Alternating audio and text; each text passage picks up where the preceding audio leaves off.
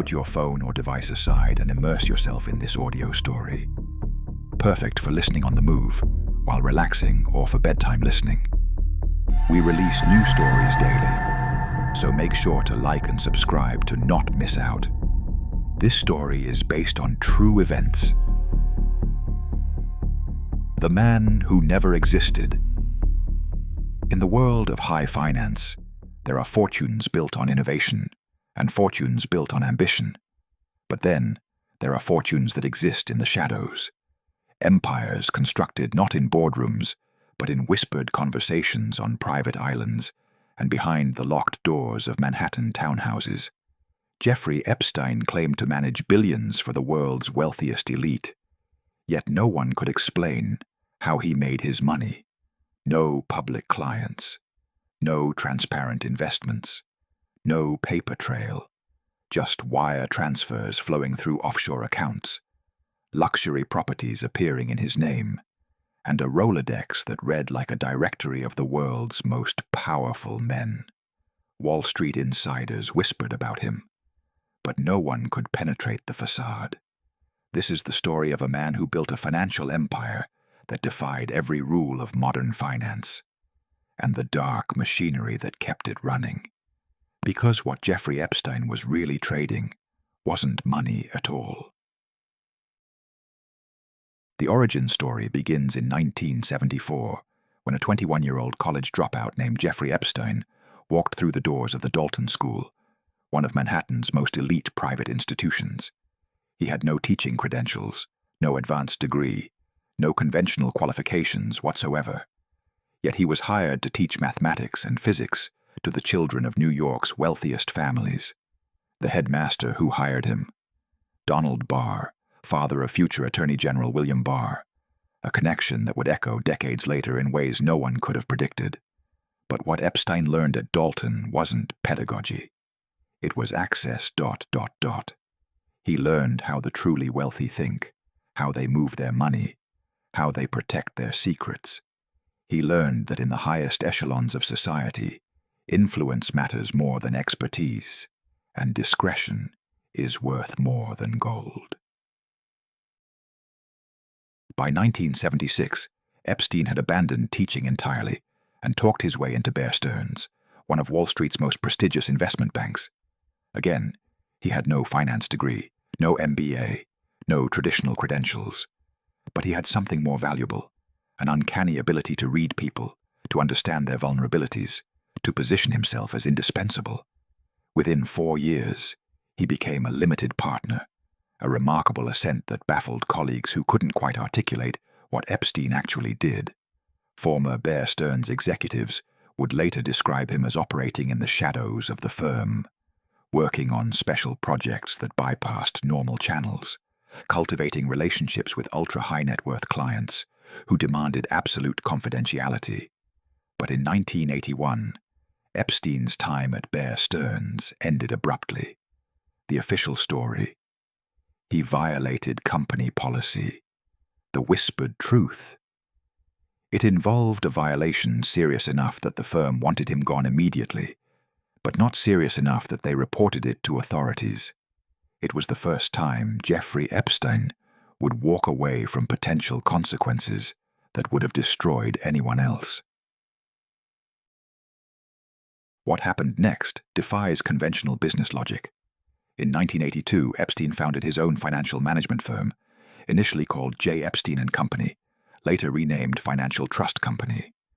The business model, he claimed, was simple. He would only accept clients with a minimum net worth of $1 billion. Not 100 million. 1 billion. It was an audacious pitch from a 29-year-old with no established track record, no institutional backing, no publicly documented successes.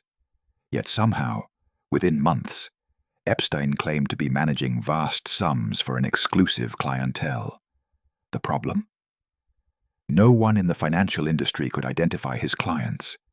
Billionaires managed their wealth through established family offices, major wealth management firms, and institutional investors, entities that leave regulatory footprints, tax filings, and investment disclosures. Epstein's operation left none of these traces. Financial journalists tried to penetrate the mystery. Competitors tried to understand his strategy. Regulators tried to map his activities. All encountered the same impenetrable wall of secrecy. The only confirmed client Epstein ever had was Leslie Wexner, the billionaire founder of L Brands, the retail empire that included Victoria's Secret, Bath and Body Works, and The Limited. Their relationship began in the mid-1980s and quickly evolved into something unprecedented in modern finance.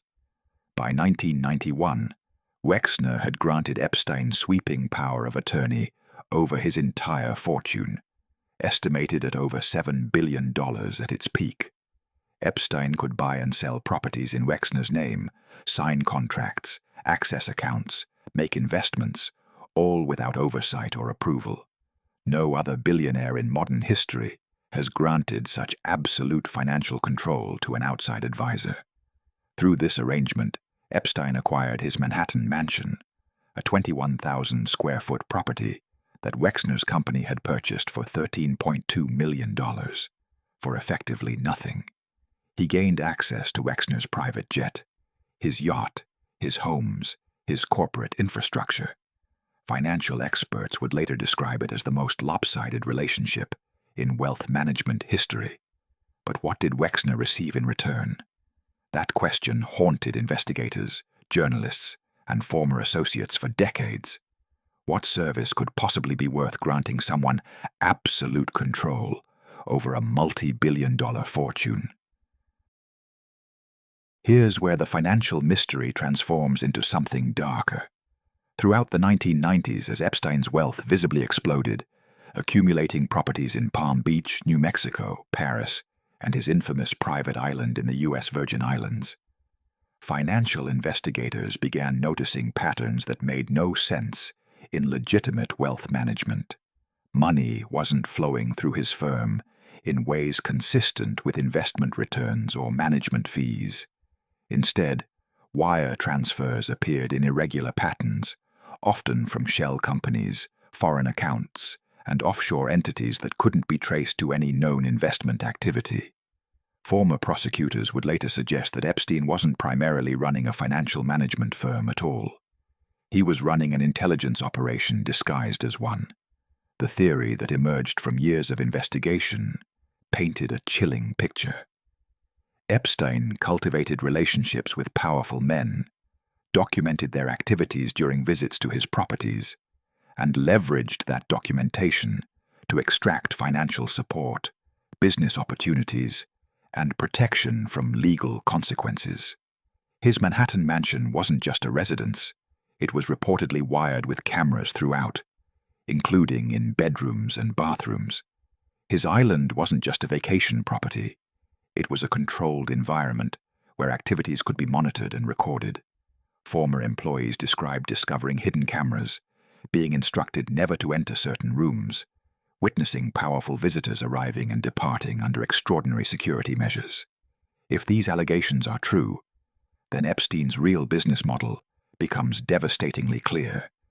He was trading in leverage. The wire transfers weren't investment returns. They were payments for silence, for discretion, for the suppression of information that could destroy careers, families, and legacies. The scope of Epstein's connections defied explanation through legitimate financial services alone. His Rolodex included former presidents, British royalty, academic luminaries from Harvard and MIT, Nobel Prize winners, tech billionaires, hedge fund titans, and Hollywood executives. He cultivated relationships with Bill Clinton, who flew on Epstein's private jet, dubbed the Lolita Express by investigators, on dozens of documented occasions. He maintained close ties with Prince Andrew, who would later face allegations stemming from visits to Epstein's properties. He socialized with Donald Trump in the 1990s and early 2000s, attending Mar-a-Lago parties and New York social events. He funded scientific research through relationships with prominent academics, donating millions to Harvard's program for evolutionary dynamics and MIT's Media Lab, money that bought him credibility, institutional access, and academic cover for his activities. But here's what makes this network even more disturbing from a business perspective. Epstein offered these powerful individuals something they couldn't get through conventional channels: private planes that didn't leave the typical charter records, island retreats with no press, no public oversight, no witnesses, introductions to young women presented as models, massage therapists, or personal assistants, and always, the implicit understanding that what happened in Epstein's world stayed in Epstein's world, unless he decided otherwise. The financial architecture supporting this operation was extraordinarily sophisticated. Epstein structured his empire through a labyrinth of offshore entities, trusts, and shell companies that made tracing money flows nearly impossible. His primary company, Financial Trust Company, was registered in the U.S. Virgin Islands, a jurisdiction chosen specifically for its banking secrecy laws and favorable tax treatment. He established additional entities in Panama, Monaco, and other offshore havens, known for protecting financial privacy. Property ownership was layered through multiple limited liability companies, making it difficult to establish clear lines of ownership or financing. His infamous island, Little St. James, was purchased through an LLC that obscured the actual buyer, until public records eventually revealed Epstein's involvement years later. Financial forensics experts who later examined the structure described it as consistent with money laundering operations or intelligence agency financing, designed not to maximize returns or minimize taxes, but to obscure the origin and movement of funds. This raises a question that haunted investigators. Where was all this money actually coming from? If Epstein only had one confirmed client in Leslie Wexner, and if legitimate investment management couldn't explain his wealth accumulation, then what was the true source of the estimated $600 million to $1 billion he controlled at his death? The first cracks in Epstein's empire appeared in 2005, when parents in Palm Beach, Florida, reported to police that their daughters had been recruited to provide massages at Epstein's waterfront estate. The subsequent police investigation uncovered a systematic operation. Young women, many underage, were recruited with promises of money for massage services, then allegedly coerced into sexual activities. More disturbingly, they were encouraged to recruit additional girls, creating a pyramid structure that investigators described as a trafficking operation disguised as an employment opportunity. The evidence gathered by Palm Beach police was extensive. Victim statements, phone records, flight logs, witness corroboration. Federal prosecutors initially prepared charges that could have resulted in life imprisonment. But then, something extraordinary happened. Something that revealed the true extent of Epstein's power and protection. In 2008, in a move that would become one of the most controversial prosecutorial decisions in modern legal history, federal prosecutor Alexander Acosta negotiated a plea deal that allowed Epstein to plead guilty to just 2 state charges of soliciting prostitution. The sentence? 13 months in a county jail, with work release privileges that allowed him to leave custody 6 days a week, 12 hours a day, to work from his office in downtown West Palm Beach. He served just 13 months for crimes that prosecutors believed warranted decades in federal prison. Years later, Acosta would tell a Trump transition team during his vetting for labor secretary that he'd been told to back off because Epstein belonged to intelligence. The implications of that statement are staggering. The plea deal included a provision that would later be ruled illegal by a federal judge. It granted immunity not just to Epstein, but to any potential co-conspirators, named or unnamed. This unprecedented clause protected an entire network of individuals who may have participated in or facilitated Epstein's activities. It meant that everyone in his orbit, from his pilots to his assistants, to the powerful men who visited his properties, received blanket protection from federal prosecution. The agreement was negotiated in secret, without informing victims as required by the Crime Victims' Rights Act, a violation that federal judges later condemned as unconstitutional. But here's what truly reveals the depth of Epstein's power. Despite this illegal agreement, despite the outrage from victims' advocates, despite investigative journalism exposing the deal's corrupt nature, nothing happened to him for another decade. After his release in 2009, Epstein resumed his lifestyle almost immediately. He continued traveling on private jets. He maintained his properties. He attended scientific conferences and donated to academic institutions. He still had access to powerful circles, though some former associates quietly distanced themselves. Financial records from this period show continued wire transfers and asset accumulation, suggesting his revenue sources, whatever they actually were, remained intact. The message was clear. Jeffrey Epstein operated under different rules than ordinary criminals, protected by forces powerful enough to override the American justice system itself. But protection, no matter how powerful, can't last forever.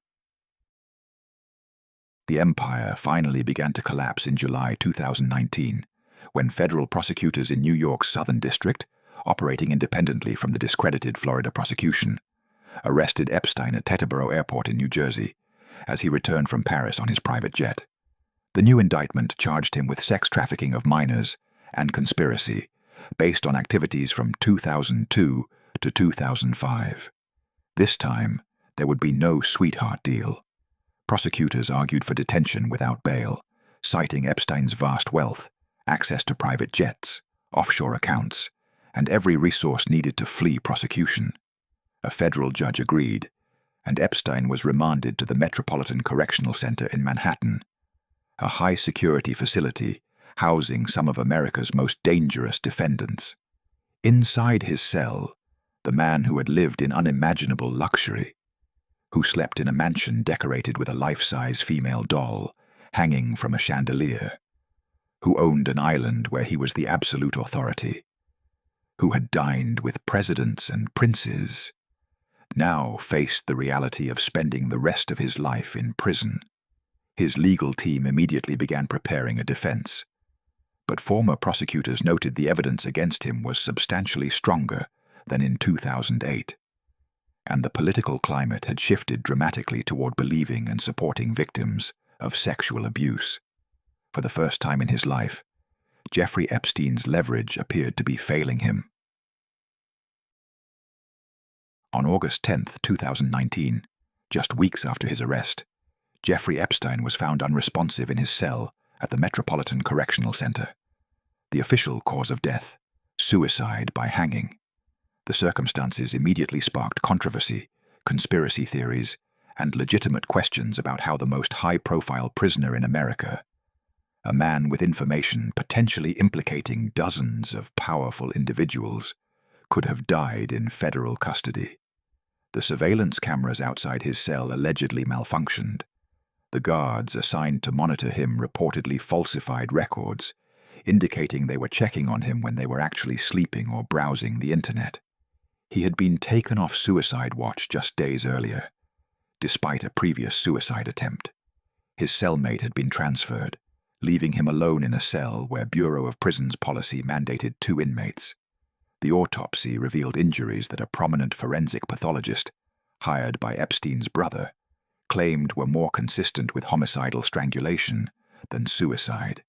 Federal prosecutors investigating the facility found multiple failures and rule violations, but concluded that Epstein's death was indeed suicide, enabled by systemic negligence rather than intentional action. Regardless of the truth, the result was the same. The man at the center of a financial and criminal empire, who held secrets about countless powerful individuals, would never testify, never name names, never reveal the full scope of his network or his financing.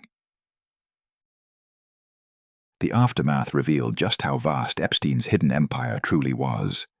Estate filings valued his net worth at approximately $577 million, though forensic accountants believe the true figure may have been substantially higher, hidden in offshore accounts and undisclosed assets. His properties alone were worth over $200 million. The Manhattan mansion valued at $56 million, the Palm Beach estate at $12 million, the New Mexico ranch at $18 million, the Paris apartment at $8 million, and Little St. James Island at $63 million. He owned a fleet of vehicles, artwork, jewelry, and other luxury assets accumulated over decades. But where did this wealth originate? Estate lawyers attempting to trace Epstein's assets encountered the same impenetrable maze that had frustrated investigators for years. Offshore entities, shell companies, trusts structured to obscure beneficial ownership. The official answer remained that he made his fortune managing Leslie Wexner's wealth, though financial analysts noted the implausibility of generating a personal fortune of over $500 million from a single client relationship. Even one as lucrative as Wexner's. Wexner himself would later claim, in a 2020 letter to his foundation, that Epstein had misappropriated vast sums of money from him. More than $46 million that Wexner claims was stolen through fraudulent transactions, disguised as legitimate financial management. If true, this would partially explain Epstein's wealth. But it raises another disturbing question. How did he maintain this theft for decades without detection? And why did Wexner continue granting him extraordinary financial authority, even as funds disappeared? The human cost of Epstein's financial empire is immeasurable. Dozens of women have come forward with allegations of abuse, trafficking, and manipulation that occurred over more than 2 decades. Many were recruited as teenagers, groomed through a system that exploited their youth, economic vulnerability, and trust. The pyramid recruitment structure meant that some victims became recruiters themselves, creating cycles of exploitation that traumatized entire networks of young women. Civil litigation following Epstein's death revealed the scope of his operation. Flight logs documenting hundreds of trips with passengers whose identities raised disturbing questions. Victim testimony describing abuse at multiple properties. Evidence of coordination between Epstein's assistants and schedulers to facilitate these activities. His longtime associate, Ghislaine Maxwell, daughter of disgraced British media tycoon Robert Maxwell, was arrested in 2020 and convicted in 2021 on charges of sex trafficking and conspiracy. Her trial exposed the operational structure of Epstein's trafficking, how victims were sourced, transported, and exploited across his properties, all funded by the mysterious financial empire he had constructed. But Maxwell's conviction raised as many questions as it answered, because prosecutors granted her immunity from naming co-conspirators in exchange for her cooperation, meaning the full network of individuals who participated in or enabled Epstein's activities may never be publicly identified. The financial lessons from Epstein's empire are as dark as they are instructive. First, legitimate wealth management leaves a trail: client lists, investment disclosures, regulatory filings, tax records. When someone claims to manage billions but produces none of these documents, they're not running a traditional financial business. Second, offshore structures and shell companies serve legitimate purposes for wealthy individuals and corporations.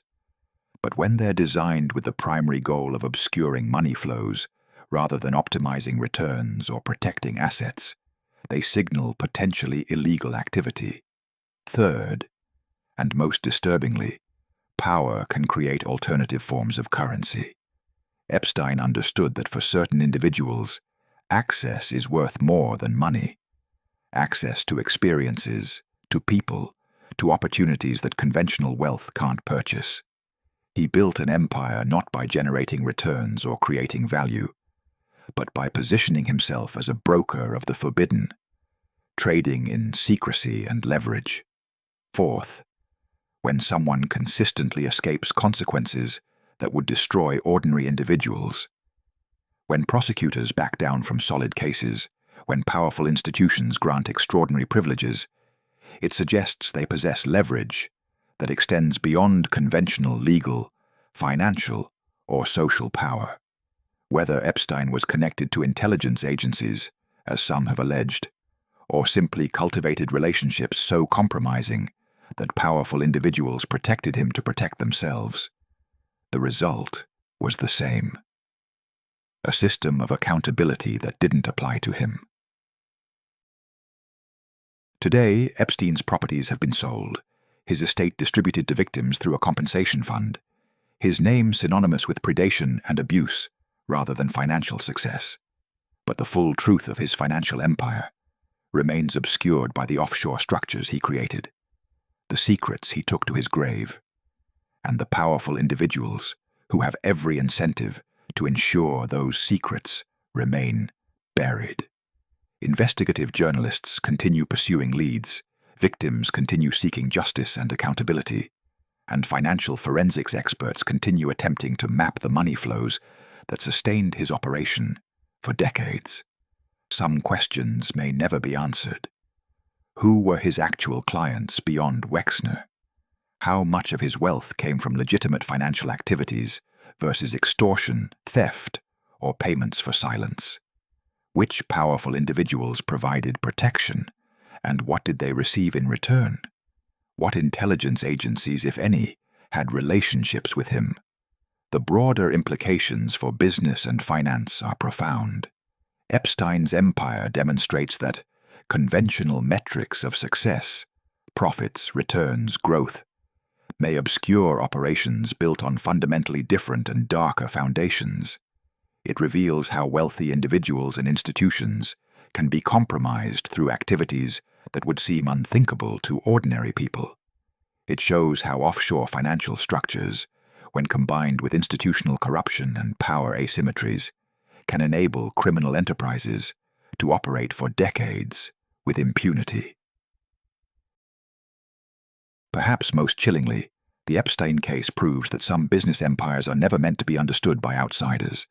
They're designed to generate power, leverage, and protection through mechanisms that exist entirely outside conventional finance and law. The wire transfers, the offshore accounts, the shell companies, the luxury properties, all of it was infrastructure for an operation whose real currency wasn't money at all. It was compromise. It was secrets. It was the kind of leverage that keeps powerful men awake at night, terrified of exposure. And that, in the end, may have been Jeffrey Epstein's true genius. He understood that in the highest echelons of wealth and power, fear is the most valuable asset of all. The empire he built didn't survive him, but the secrets it generated, and the powerful individuals desperate to keep those secrets hidden, remain embedded in the machinery of global finance and power. Because in the dark side of business, some fortunes are never meant to see daylight, and some empires leave shadows that never fade. Just like the man at the center of it all, Jeffrey Epstein's financial empire wasn't built on spreadsheets and profit margins. It was built on silence. And silence, as every billionaire knows, is the one commodity that never loses value. Subscribe and listen to our next story below.